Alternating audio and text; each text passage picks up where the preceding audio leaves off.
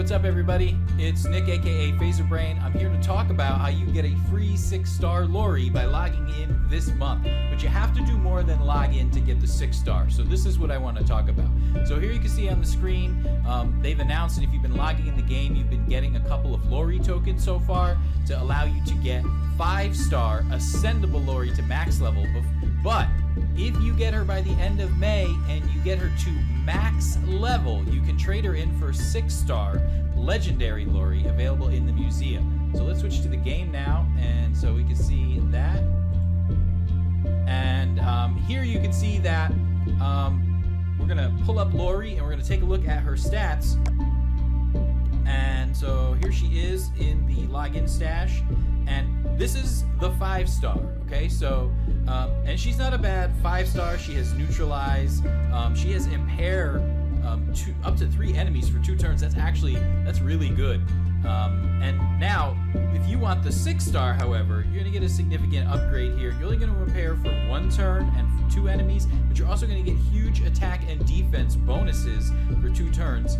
Recharge rate's not that bad, 76. You know, if you boost that, it'll be pretty quick. She has focus, which is good. I'm not too excited about focus because I already used that with my yellow Rick and I used that with my yellow Connor, but I don't think I have a focus who's red, who's 6-star right now, and she has neutralize, and neutralize is pretty darn good.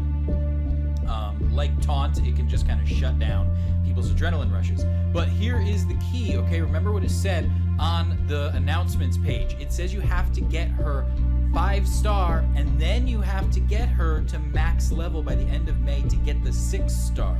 So if it takes a while, if it takes the majority, you have to do it by the end of May. It's the beginning of May. And so if you need 28 tokens here to get her, that's 28 days. You have very small window there. You've got like 2 or 3 days, maybe tops, if you miss a day, less, to get Lori, 5-star Lori, maxed up so that you can ascend her to 6 stars. So my advice to everybody, and I think this is really important, is you need to be filling your inventory this month with what you need to get 5-star Lori maxed out.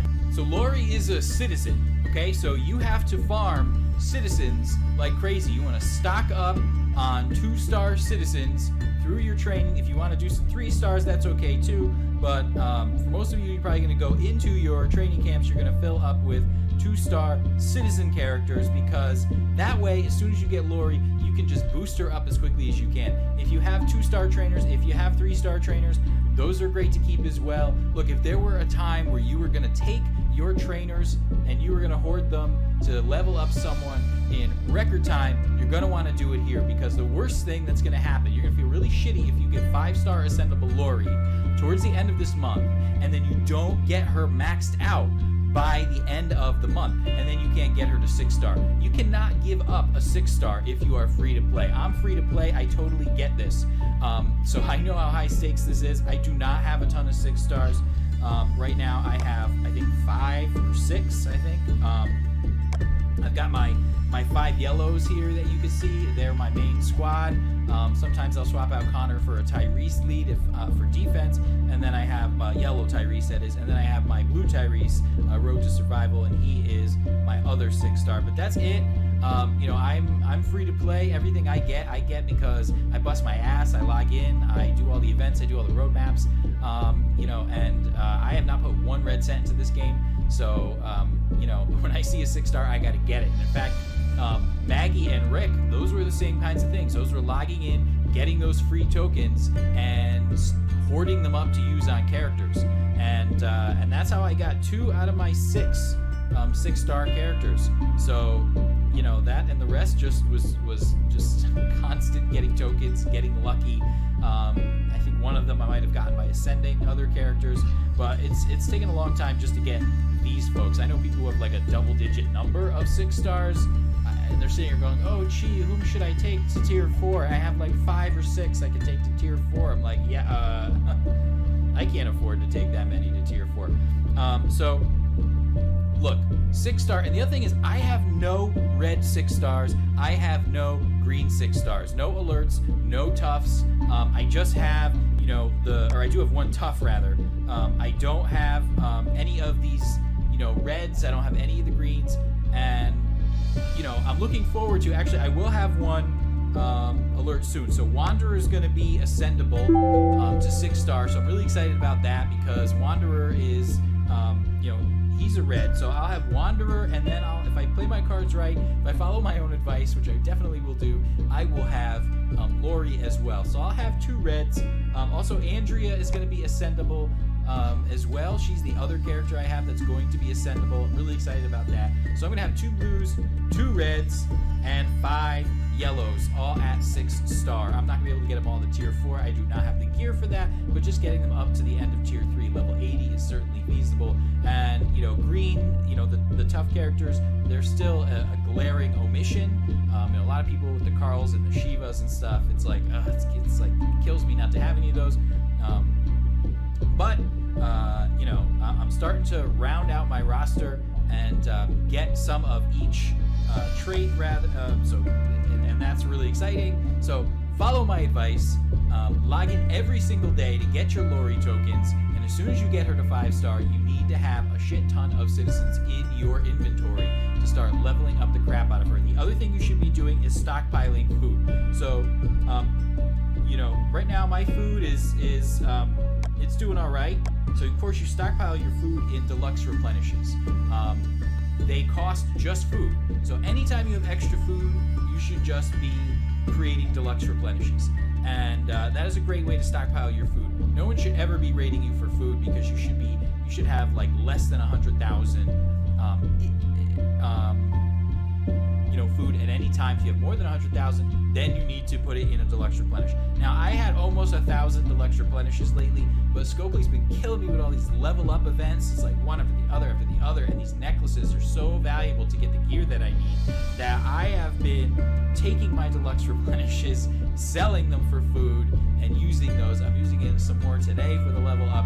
So I've lost about 40% of my deluxe replenishes. I don't know if that was intentional on Scopely's part to say, look, people are stockpiling food like crazy. As you can see, I was stockpiling tear gas grenades, nerf gas grenades, and elegant incenses as well. That slowed down significantly because I feel like the materials that I need to craft those have slowed down. The drop rates have slowed down, so I'm not able to get those as much. Plus, some of the parts that I need to level up weapons in the armory, you know, like especially those spikes.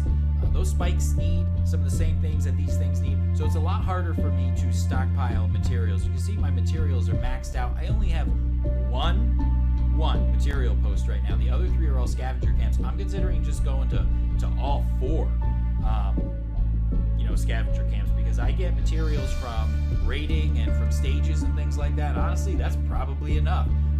So, you know, who knows? Although I'm not even running all 4 scavenger camps at once, because I don't run anything that takes days. I just run things that take hours. So I usually have one just waiting on cooldown half the time.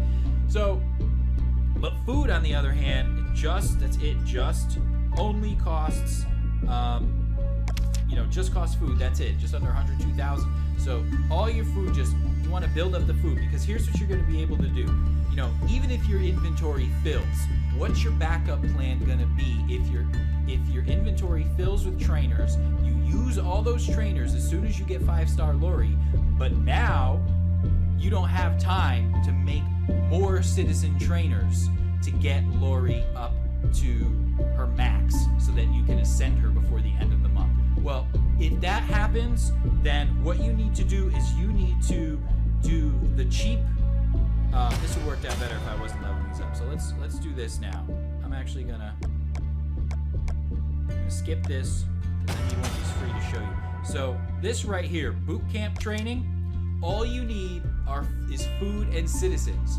So if you're stockpiling your food, you'll be in good shape because you can crank out a bunch of these, except if you don't have a lot of citizens. So that's the final bottleneck, right? So the first bottleneck to rapidly getting your 5-star Lori maxed out is your inventory space to fill all those trainers. But you're probably going to fill that space up pretty quickly by the end of the month. So as soon as you fill that up, you're going to be working on stockpiling your food into deluxe replenishes. Now, for characters, here's what I recommend doing. The other thing you need to be stockpiling are your salvage tokens, because salvage tokens can get you a lot of characters.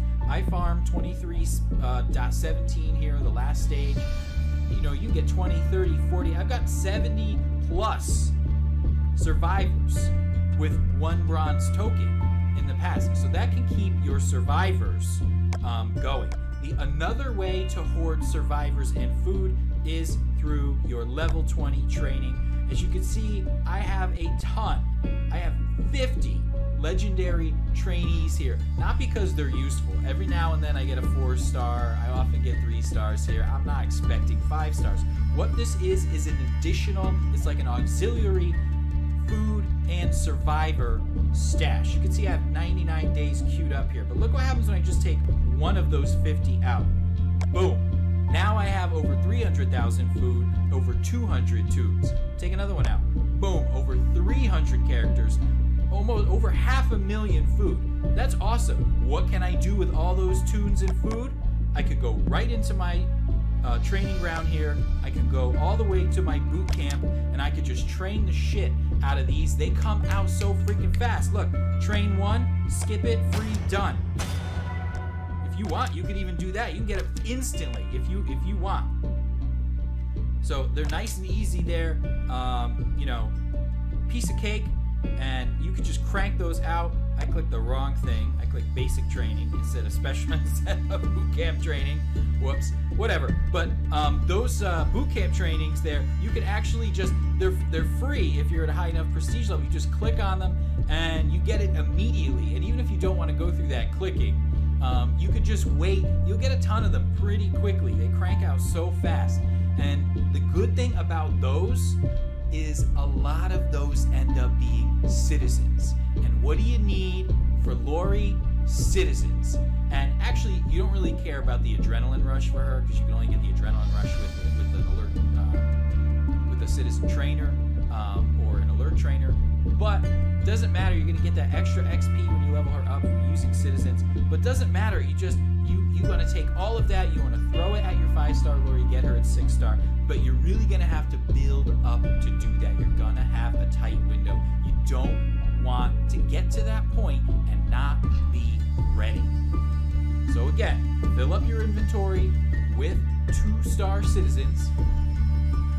Build up your salvage tokens so you can farm for citizens, and store the citizens that you do get into some high level. I use legendary. You don't have to use legendary. You could use another one of the other blue ones up here. Small arms, light weapons, heavy weapons, marksmanship, whatever you have, the highest that you have. Store your citizens and food there, and then store any additional food that you have in deluxe replenishes, which is just something you should be doing anyway. You should have hundreds of these lying around, because sometimes when you're tight on food, you need to get over a threshold in a tournament to get extra prizes. You want this anyway. So those are my tips to make sure that you not only get 5-star Lori, but you can ascend her for free to 6 stars by the end of this month. Otherwise, you're going to have to go into here. You're going to have to spend 250,000 Ascendance medals and a handful of legendary medals, and these things are precious, folks. So if you don't want to have to use this to ascend her, you want a free ascendable just by going in this museum here and just saying, yup, I've got maxed out 5-star Lori here, and then boom, that gives you 6-star Lori and a couple of collection score points. So follow my advice. That's what I'm going to do all month, and I plan on revealing my ascension from 5-star Lori to 6-star Lori. I hope you can do the same. If so, share. Tell me if these strategies work. Tell me if these are strategies you use. Tell me if you have other strategies. And what I'd really love to know is that if this advice helped at all, you to set a plan to get 6-star Lori for free. No ascension tokens either. So hope to hear from you soon. I'm going to be streaming a whole bunch of events. I'm going to be doing the Blitz War today and tomorrow, a lot of weekend wars. Can't wait till the next raid tournament comes. I'm going to be streaming that too. So a lot of special events. I'm going to be streaming here, Walking Dead Road to Survival. I'll be on Twitch. I'll be putting videos on YouTube, again under Phaser Brain, and I hope to catch you there soon. Until then, this is Nick, aka Phaser Brain, signing off. See you with the Walkers pretty soon.